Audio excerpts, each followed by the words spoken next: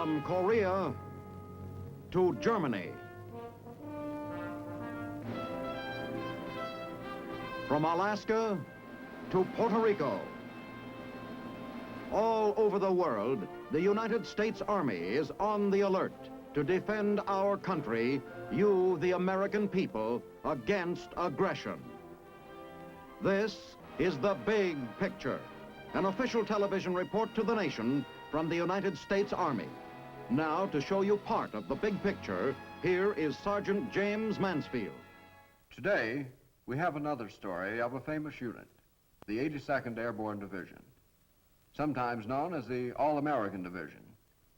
It is the unit that slugged its way up the Italian peninsula, dropped into Normandy on D-Day, and rushed into the breach during the Battle of the Bulge. It is a unit famous for its tough fighting men, and it is appropriate that we should honor it on this program of The Big Picture, dedicated to those who wear the blue badge, the combat infantrymen. Later in the program, Colonel Quinn will interview a regimental commander of the 82nd Airborne Division. We take you now to the office of Colonel William W. Quinn. How do you do, ladies and gentlemen? If you recall, last week we discussed with you the family of medals for heroism. We particularly stressed the Congressional Medal of Honor. We told you that statistic-wise, up till June in Korea, out of 71 medals of honor given, the man with a rifle earned 62. Well, this week, for a change of pace, we're going to talk about another type of infantryman, the paratrooper. We'll have an interview later on with a man who was a paratrooper. And so at this time, the Blue Badge proudly presents the 82nd Airborne Division.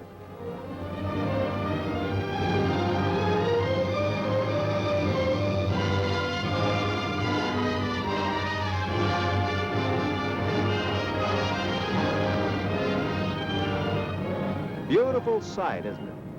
You've got to look to the skies to see something pretty in war. Isn't much of it in ground fighting. Of course, this scene wouldn't be so pretty with flak in the skies tearing up planes, chewing up parachutes and troopers. Only this is a practice jump. New kids in the post-war 82nd Airborne. Fancy new planes and equipment. Those have changed. For the better, I guess. But one thing hasn't. One thing they can't improve. That's a fighting heart. The will to win.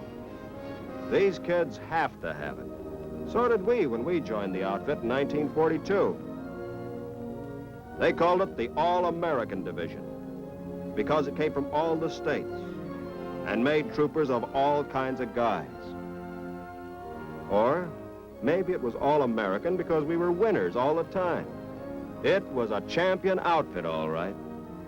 Back in World War I, the 82nd Infantry Division had shown its stuff when it launched an attack to relieve the famous Lost Battalion and produce the greatest hero of that war, Sergeant Alvin York. And a great hero of World War II, General Jonathan Wainwright, who was a major then. So these rookies have a fighting tradition to follow. Next, you give them top flight generals. Omar Bradley, who took over in March 1942 and taught us how to fight on the ground. Matt Ridgway, who came after him in June and showed us how to fight from the air. Yeah, they gave us the best in leaders. And we had a rough time keeping up with them. They trained us. Brother, how they trained us. It was run and jump and climb and crawl, calisthenics, rifle range, shoot school, glider loading, practice jumps, crash landing. We took it for weeks and months. Training is continuous, the brass said. Continuous. It lasted from Fort Benning to North Africa, from Louisiana to the Sahara.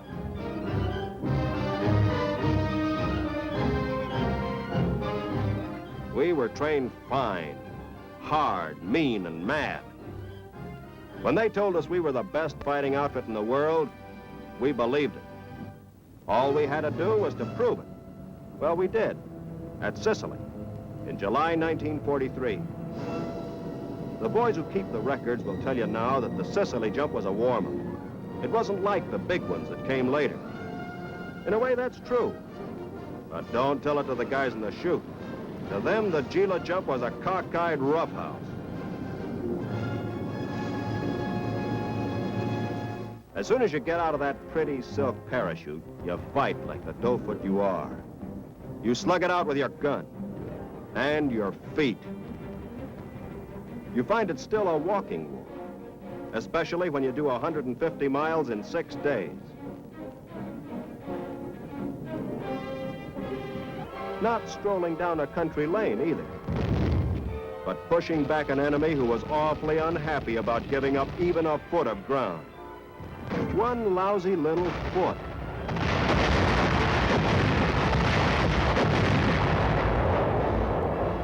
It was a rough initiation, but we'd proved airborne attacks would work.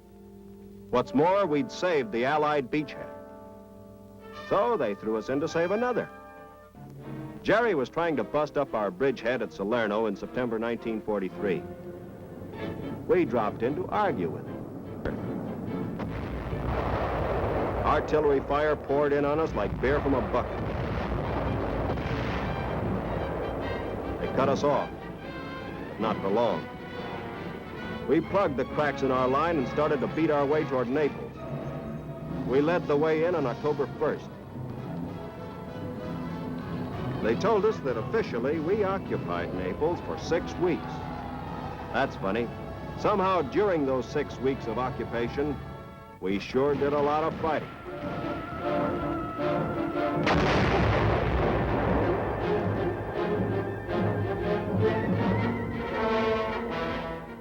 We crossed the Volturno River and took Isernia, Colli, Macchia, Voronezh, Cerro, Rocchetta, Venafro, one Italian town after another, like a Danny Kaye song.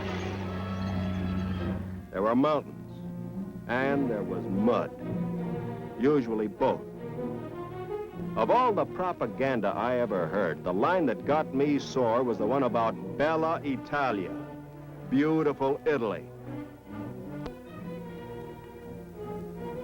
Instead of planes, we had mules, and glad to have them, too. The hills made moving supplies tough, and moving the wounded downright murderous. No one had it any tougher than the medics.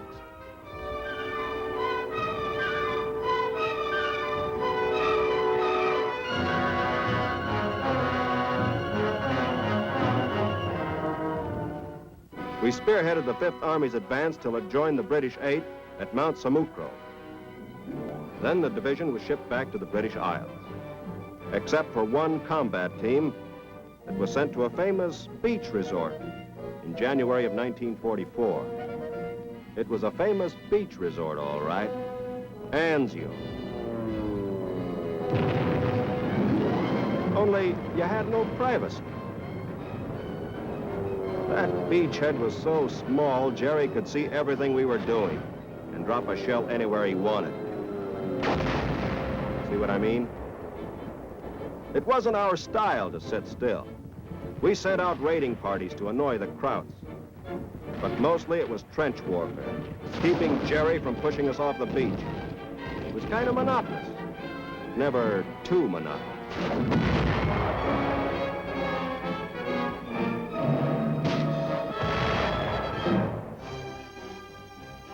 The guys from Anzio caught up with the rest of the outfit at Leicester.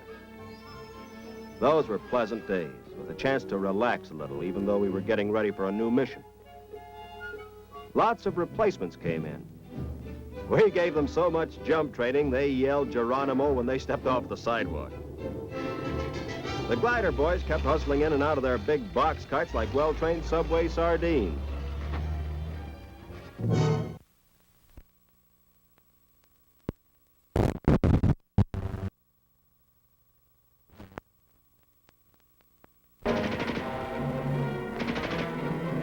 A battalion against a regiment.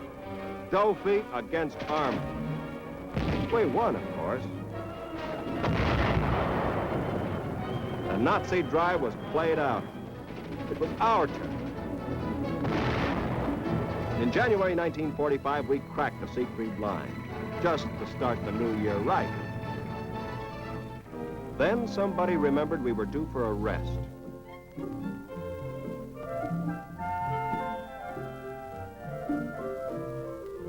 In April, we came back to the Cologne area and smashed across the Rhine at Hippdorf in a raid that won a presidential citation.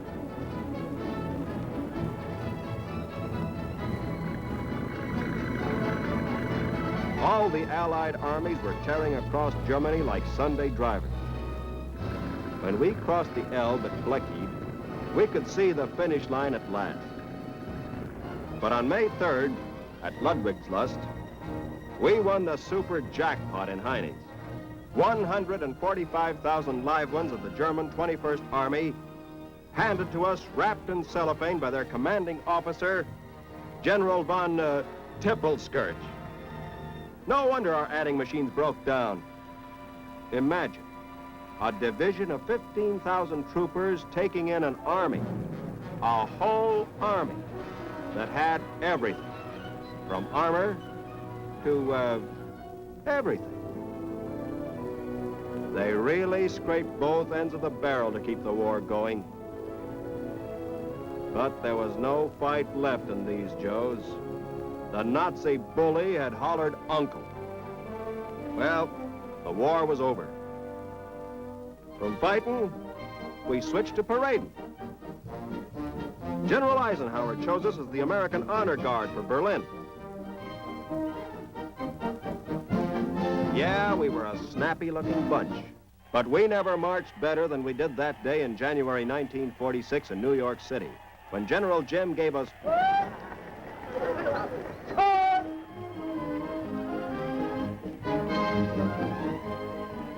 We were a proud and happy bunch, and with reason.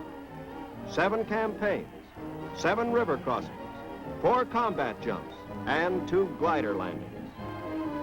The folks were proud of us for all that, and proud of us for a bigger reason. The voices that cheered us from the sidewalks of New York were voices that came from all over the country. City voices, country voices, southern voices, western voices, New England voices, American voices. They knew our boys had come from every state, every walk of life, every religion. They knew we had proved to them and to the world that no matter what small differences there were between us, we would march together when we were threatened, that there would always be an all-American division to fight for the American way of life.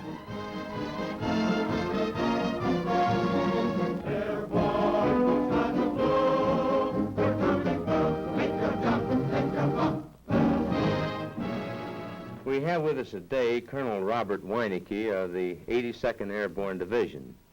In all probability, you saw him in some of the scenes you just witnessed. Bob, mighty glad that you could come with us today, and incidentally, where's your hometown? Oh, I come from Glencoe, Illinois. That's just outside of Chicago. Well, was I correct in my statement that you were with the 82nd Airborne? I sure was. I was with them from the first time they were organized until they paraded up the 5th Avenue in New York in 1946. Well, what jobs did you have during all that time? Well, I was the division supply officer. I was the division operations officer, and later the chief of staff, and also I've been one of the battalion and regimental commanders. Well, you covered the waterfront with the 82nd, didn't you? I sure enjoyed it. Bob, too. I'm sure you understand the purpose of our program. We're attempting to gain recognition for that man with the rifle. But in that connection, I'd like to ask you, what is the basic difference between the paratrooper and the conventional infantryman in the regular infantry division? Oh, there's none. They're exactly the same doughboy. They have the same equipment, they've got the same rifle, and they're all operating on the same basis, except the parachutist jumps out of an airplane on occasions. Well, what type of specialized training do they get? The specialized training consists of 3 weeks down at Benning, where they learn the techniques of getting out of an airplane with a parachute on their back and how to land safely, which is a good trick. And also, of course, loading and lashing their equipment in an airplane. Well, speaking of training in jumping, does a paratrooper in battle always jump? Oh, no, not all the time. They go in anyway, just so they get there.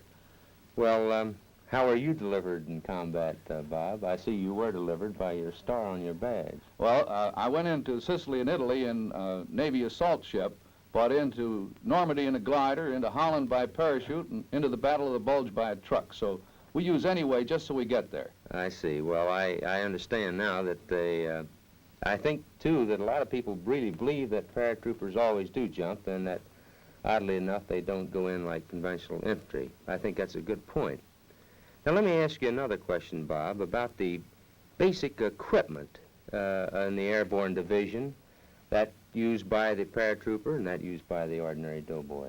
Well, the difference between an infantry division and a airborne division is very, very slight. To the uninitiated, I don't believe they could see any difference. We have a few more of these recoilless rifles because they're light and get in easy, and we use them as a substitute for artillery until it comes in at a little later hour. Well, in that connection, don't you have some pretty difficult problems in resupply once that you have jumped in or otherwise carried in? No, not particularly, because you see, the loading and planning for this is just as if you're going to use a truck, but we use an airplane instead. Well, how about ammunition and food and things like that? They come in by parachute in big containers. We now have a system where you can drop about 2,200 pounds at a crack. Right. Well, let me ask you one more, Bob. Since the initial concept of airborne operations where men are dropped, has there been much change in the basic organization? No, there's been no change in the concept of vertical envelopment, but there has been a change in the technique of getting into the airhead. For example, instead of a glider, now we use the assault transport, which gets in and then flies back out. Also, we have what they call the heavy drop technique, which is ability with these big parachutes to drop trucks and jeeps and howitzers and things like that. So fundamentally, that's the only change at the present time. Well, Bob, one more last question. How about combat medics and engineers? Do they support you in the Oh, sure. The combat medic, he's right in there. He jumps out of the same plane as the infantryman. And the engineers might be in a little different serial, but they're right there to help us with the mines and take care of any road work or whatever is supposed to be done. Well, thanks a lot, Bob. It was nice having you today. Ladies and gentlemen, we've just heard Colonel Robert Winicki, formerly of the 82nd Airborne Division. I'm sure that you all enjoyed the interview with him. Now, next week we have a very interesting story of the United States Third Army. We'll show you Patton's lunge through Europe. And not only that, but we'll have another interesting interview with a tanker, an individual who can tell us about the tank infantry team. So until next week, this is Colonel Quinn speaking for the combat infantrymen who ask you to look twice at the man who wears the blue badge. It's the mark of a man. The Big Picture is a weekly television report to the nation on the activities of the Army at home and overseas. Produced by the Signal Corps Pictorial Center. Presented by the U.S. Army in cooperation with this station. You can be an important part of the big picture. You can proudly serve with the best equipped, the best trained, the best fighting team in the world today, the United States Army.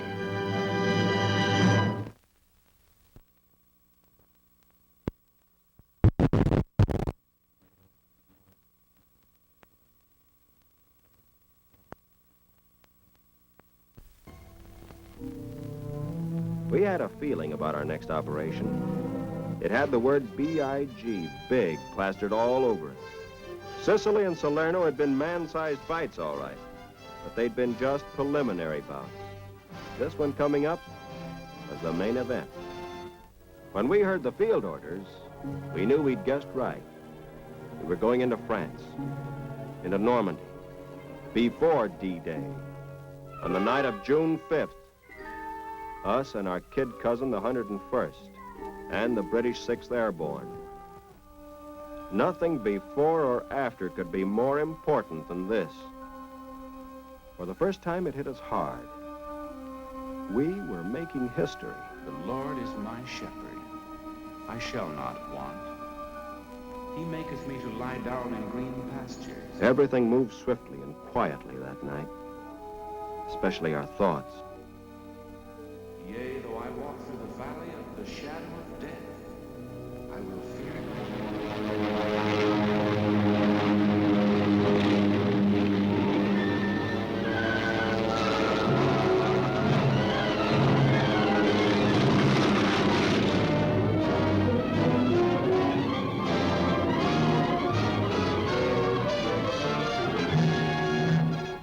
We were dropping into the backyard of Hitler's West Wall.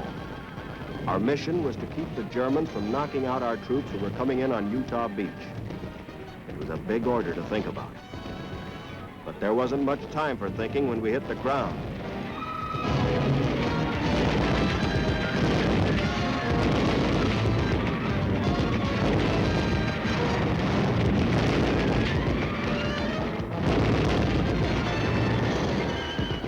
The jump had scattered our men, and we're outnumbered 4-1, even after our glidermen joined us.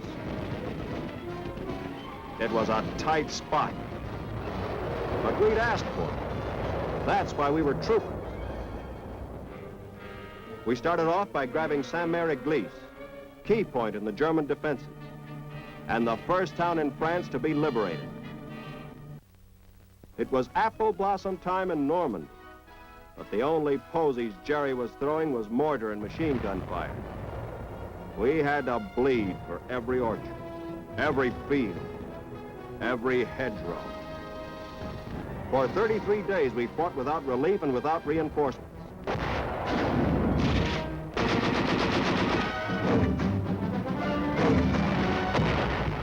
But we held the Krauts off the beaches and chopped up 2 of his divisions. We got chopped up some ourselves. Of the 13,000 men of the 82nd who went into Normandy, only 5,000 were left on their feet when they evacuated us July 14th.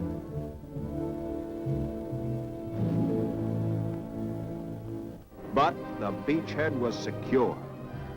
4 divisions were ashore and more were coming. Many more.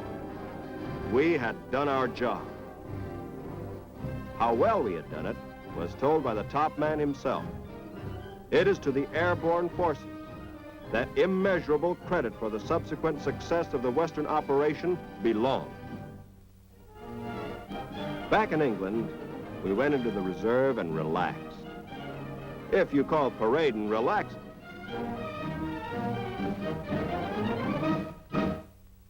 Meanwhile, the American and British troops were pouring out of our bridgeheads like water from a broken main. By the second week of September, they had flooded across all of France, Belgium, and Luxembourg, and were seeping under Germany's front door on the Siegfried Line, washing up Jerry by the hundreds of thousands. We were beginning to wonder whether those groundhogs were going to roll right over Berlin before we had a chance to jump in.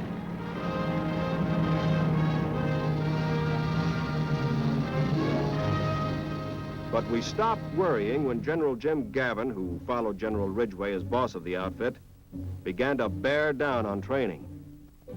We were getting into the act once more. Only it wasn't Berlin. Not yet. The 82nd, the 101st, and the British 1st Airborne were going to drop into Holland. The idea was to use it as a jump-off position for a quick drive to Berlin. We knew how important it was from the way they fixed us up with plenty of everything.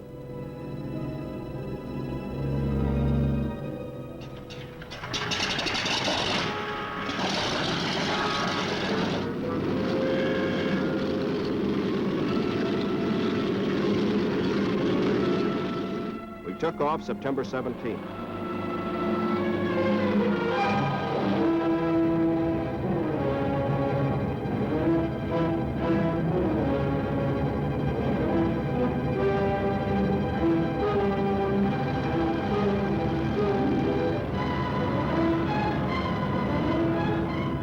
Big show, all right. I guess colossal would really be the word for it. The Air Force had blasted Jerry Ack positions for weeks. The weather was with us. Our pilots were right on course. The drops went fine.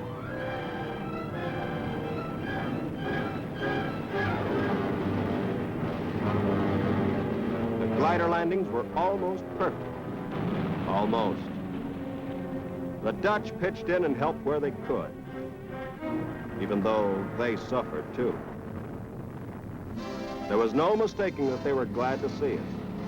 The first few days were easy, easier than anything we had tried. Groesbeck, Grave, Mook were ours for the taking. The Air Corps boys kept us fixed up on supply pretty well. And the British Guards Armor Division came rolling along to back us up with the heavy stuff. We were getting along fine till we reached Nijmegen and the big bridge across the lower Rhine. Jerry figured that bridge was pretty important. So he dug in and fought the way Jerry can when he gets his back up.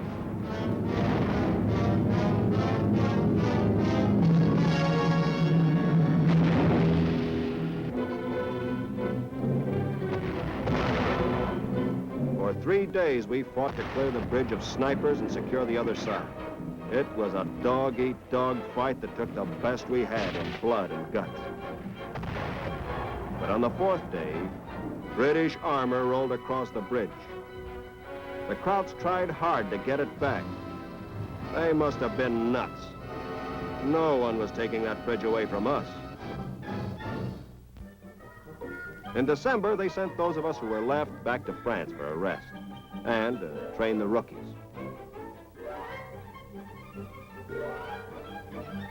It looked like a good deal until this guy decided to get into the act. For a change, von Rundstedt was doing the attacking. Not only attacking, but putting everything he had into it. He was moving in on 1st Army headquarters and threatening to cut off 4 American divisions. So, off we went, without winter equipment, overshoes, or shoe packs. In less than 24 hours, the 82nd was moving into position 150 miles away on the northern shoulder of the Bulge. Yeah, pretty pictures the snow made. Christmas card stuff. But there wasn't much goodwill lying around. It was dirty, bloody, gut-tearing fighting.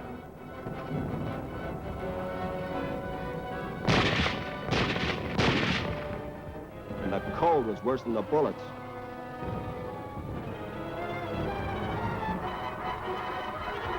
Sometimes we kept moving ahead because we'd freeze if we stood still. Every medic was a hero in that white hell. There were plenty of heroes, fancy ones. Did you ever hear of Chenoo, where a battalion of our boys ran into a regiment of the cracked 1st SS Panzer Division? They had everything: artillery, tanks, self-propelled guns, half-tracks, and flak wagons. We? Oh, we had rifles, bazookas, grenades, and guts. So, we attacked.